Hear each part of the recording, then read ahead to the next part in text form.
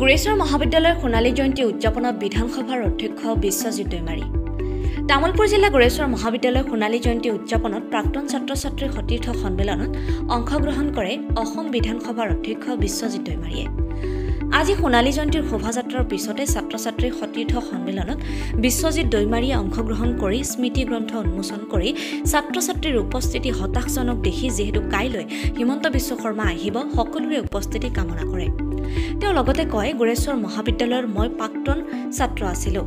Golden জুবলিত ভাগ ল'ব পাৰিছোঁ, এয়া মোৰ ভাগ্যৰ কথা। সমাগত BTC নিৰ্বাচনত এইবাৰ ভাল প্ৰাৰ্থী নিৰ্বাচন হ'ব আৰু BTCখন পৰিৱৰ্তন কৰিব।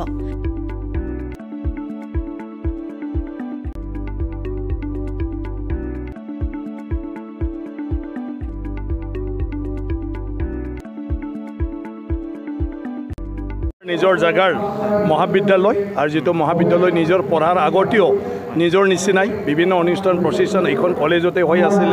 তেতিয়াৰ পৰা ইয়াৰ লগত জড়িত। মই নিজেও ছাত্ৰ আছিলে এটা সময়ত ইয়াতে, আৰু আজি গোল্ডেন জুবিলিত মই নিজে ইয়াত আহি পালে ভাগ ল'ব পালোঁ। সেইটো খুব মোৰ ভাগ্যৰ কথা বুলি মই ভাবোঁ আৰু মই ধন্যবাদ জনাইছোঁ যিসকলে এই গোল্ডেন জুবিলি উদযাপনৰ কাৰণে পূৰা লাগি মেলি ইমান ধুনীয়াকৈ কৰিছে। আৰু মুখ্যমন্ত্ৰী ডাঙৰীয়া অহাকালি আহিব, গতিকে আমাৰ কলেজখনত মুখ্যমন্ত্ৰী ডাঙৰীয়া আহিব, এইটো বহুত ডাঙৰ কথা। চব আছে, অলপ মানে কোনোবা খোৱাত কোনোবা কিবাত ব্যস্ততা, তাৰ কাৰণে মই নিজে যিহেতু ষ্টুডেণ্টছ সেইকাৰণে মই অনুৰোধ কৰিছোঁ যে কাৰ্যসূচীবিলাক যাতে ভালদৰে চবে অংশগ্ৰহণ কৰে, কাৰণ আজিৰ এই কাৰ্যসূচীটো সম্পূৰ্ণভাৱে ছাত্ৰ ছাত্ৰীৰ আছিলে। আৰু অহাকালি মুখ্যমন্ত্ৰী অহাটো নিশ্চিত। মোৰতো তেনেকুৱা মই এতিয়া অধ্যক্ষ, এই নিৰ্বাচনত মোৰ কোনো ভূমিকা নাই, কত মই তেনেকুৱা কিবা কৰিব নোৱাৰোঁ যিহেতু মই স্পীকাৰ হৈ আছোঁ।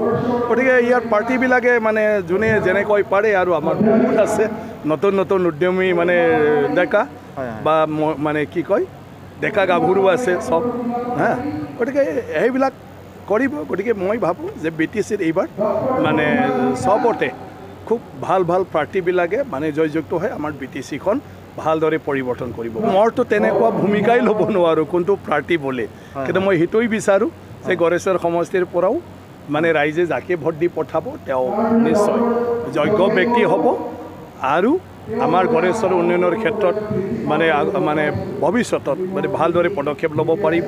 চবে এই নিৰ্বাচনত ভালদৰে আলাপ আলোচনা বিচাৰ বিবেচনা কৰি মানে সঠিক সিদ্ধান্ত লৈ সঠিক প্ৰাৰ্থী সঠিক পাৰ্টিক জয়যুক্ত কৰিব পাৰিব বুলি মই ভাবোঁ। চিন্তা চৰ্চা কৰি আছে নহয়, চোৱা এইটোতো আপোনাৰ নিৰ্বাচনৰ পিছতহে কাৰ্য। নিৰ্বাচন প্ৰথম যিকোনো পাৰ্টীয়ে জিকিব লাগিব, চৰকাৰ গঠন কৰিব পৰা পজিশ্যন আহিব লাগিব, তাৰপিছত কাৰ নেতৃত্বত BTC চৰকাৰখন গঠাই দিব মানে পাৰে বা গঠাই দিলে ভাল হয়, এইটো পাৰ্টিবিলাকে তেতিয়া সিদ্ধান্ত ল'ব। গতিকে এতিয়াই এইবোৰ কথা নাহে, গতিকে নিৰ্বাচনৰ পিছত আহিব। আৰু যিহেতু নিৰ্বাচন চলি আছে মানে কাম কাজটো, যিহেতু ছেপ্টেম্বৰত আমাৰ মানে দুৰ্গা পূজাৰ আগত এই BTC নিৰ্বাচন হ'বই। গতিকে এই নিৰ্বাচনত অকল ৰাজনৈতিক দল নহয়, জনসাধাৰণ মানুহখিনিও ব্যস্ত হৈ আছে যে তেওঁলোকে কেনেকৈনো মানে সঠিক প্ৰাৰ্থী সঠিক পাৰ্টিক বাছনি কৰিব পাৰে। গতিকে ৰাইজেও আলোচনা চৰ্চা কৰি আছে যে এইবাৰ আমি অমুককে দিম, এইবাৰ আমি তাক নিদিওঁ, এইবাৰ আমি অমুক পাৰ্টিকহে দিম। এইবিলাক চৰ্চাটো চলি আছে। তাৰ কাৰণে কাক চিপ হ'লে ভাল, কাক কি হ'লে ভাল, তাকো বিভিন্ন পাৰ্টিৰ লিডাৰবিলাকক লৈ পেলাই চলে।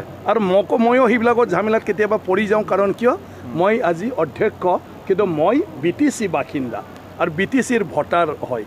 সেইকাৰণে যেতিয়া ভাৰতীয় জনতা পাৰ্টি দলৰ কথা চলিছে, BJPত কোন কোন আছে বুলি ক'লে মোকে মানে BTC এলেকাৰ পুৰাণা মানে ৰাজনীতিকৰ মানুহ দেখা পোৱাৰ কাৰণে মানুহে কেতিয়াবা মোৰ নামো লৈ পেলাই চৰ্চা কৰে চাহ দোকানত ক'ৰবাত, কিন্তু তাতে আৰু সেইটোৱে তাতকৈ বেছি নহয়। ৰাজনীতিৰ সেইবিলাক থাকে, চৰকাৰ চলাওঁতেও সেইবিলাক থাকে। গতিকে সেইটোৰ ক্ষেত্ৰত ৰাইজে নিৰ্ণয় কৰিব, আৰু যদি সিটোকে ভাল পায় ৰাইজে আকৌ তাকে দিব।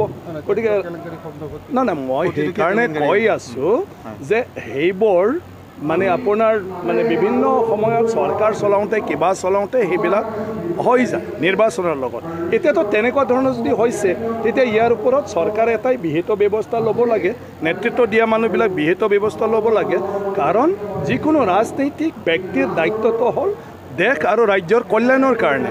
আৰু যিকোনো মানুহে যদি কিবা এটা সাংবিধানিক পদবী আপোনাৰ চিফ মিনিষ্টাৰ, CM, মন্ত্ৰী, EM যোনে যি নহওক, এই দায়িত্বটো হ'ল কি যাহাতে আমাৰ দেশখনত ৰাজ্যখনত কাউন্সিলখনত মানে তেনেকুৱা ধৰণৰ ৰাইজৰ ক্ষতি হোৱা কাম আৰু কোনেও বেয়া কাম যাহাতে কৰিব নোৱাৰে সেইটো চাব লাগিব। গতিকে অভিযোগ উঠাৰ লগে লগে মই ভাবোঁ নিশ্চয় সেইটো চৰকাৰে ব্যৱস্থা ল'ব আৰু দায়িত্বত যিবিলাকে আছে তেওঁলোকে নিশ্চয় ব্যৱস্থা ল'ব। এতিয়া হাগ্ৰামা মহিলা ডাঙৰীয়াটো আমাৰ BTCৰ ডাঙৰ নেতা চেনিয়ৰ মানুহ, তেওঁ চব ক'ব পাৰে, একো নাই। দেউতাই ল'ৰাক যিকোনো কথা ক'ব পাৰে। এতিয়া তেওঁ কি ভাবি কৈছে মইতো নাজানো, কি ভাবি ফেলে কৈছে। আৰু যদি CID হয় এতিয়াই ৰাইজক জনাব নালাগিছিল, এতিয়াৰ পৰা CID গিৰি কৰাটো মোৰ বন্ধ হৈ গ'ল আৰু আজিৰ পৰা। কোনেওতো এতিয়া আচল কথা মোক নক'ব, কাৰণ আচল কথা ক'লে আৰু এইফালে মই জনাই দিম। কিন্তু হাগ্ৰামা মহিলাই ডাঙৰীয়াক মই সন্মান দিওঁ, তেওঁ নেতা আৰু তেওঁৰ নেতৃত্বতে BTC গঠন হৈছিল। গতিকে তেওঁ আমাক যিয়ে নকওক সেইটো একো নাই। আৰু হাগ্ৰামা ডাঙৰীয়া মাজে সময় ধেমালি চুৰত এইবিলাক কথা তেওঁ কয়, মানে তেওঁ তেনেকুৱা কৈ ভাল পায়। গতিকে আমাৰ হাগ্ৰামা ডাঙৰীয়া সেইটো কথা তেনেকুৱা ধৰণৰ এনে নিজৰ কিবা হিচাপে কৈছে। গতিকে তাত ক'বলগীয়া ভূমিকা মোৰ নাথাকে আৰু তেনেকুৱা মোৰ দায়িত্বও নাই পাৰ্টিৰ তৰফৰ পৰা। স্পীকাৰে পাৰ্টিও নাচায়, অকল আপোনালোকে মোক সুধি থাকিলে কোৱা হয় তাতে মোৰ বদনাম হৈ যায় যে অধ্যক্ষই কিয় ক'ব লাগে। আৰু অধ্যক্ষই কিবা এটা কথা যদি কয়, মই কাৰো হৈ কোৱা নাই, কাকো সমালোচনা কৰা নাই, কিন্তু কিবা এটা বিষয়ৰ কিবা এটা তথ্যৰ ভিত্তিত যদি মোক প্ৰশ্ন কৰে তেতিয়াতো এজন নাগৰিক হিচাপে সেইখিনি উত্তৰ মই দিমে। সেইকাৰণে মই ক'লোঁ এই লেভেললৈকে মই নাজানো আৰু এই লেভেললৈকে মই মন্তব্য দিব নোৱাৰোঁ, কাৰণ এই দিশটো মই চোৱা নাই। মই অধ্যক্ষ হোৱাৰ পৰাই পাৰ্টিৰ লাইনটো মই চোৱাই নাই আৰু পাৰ্টিৰ মোৰ কোনো ভূমিকা বা পাৰ্টিৰ কোনো তেনেকুৱা বিষয়ত মই আগভাগ ল'ব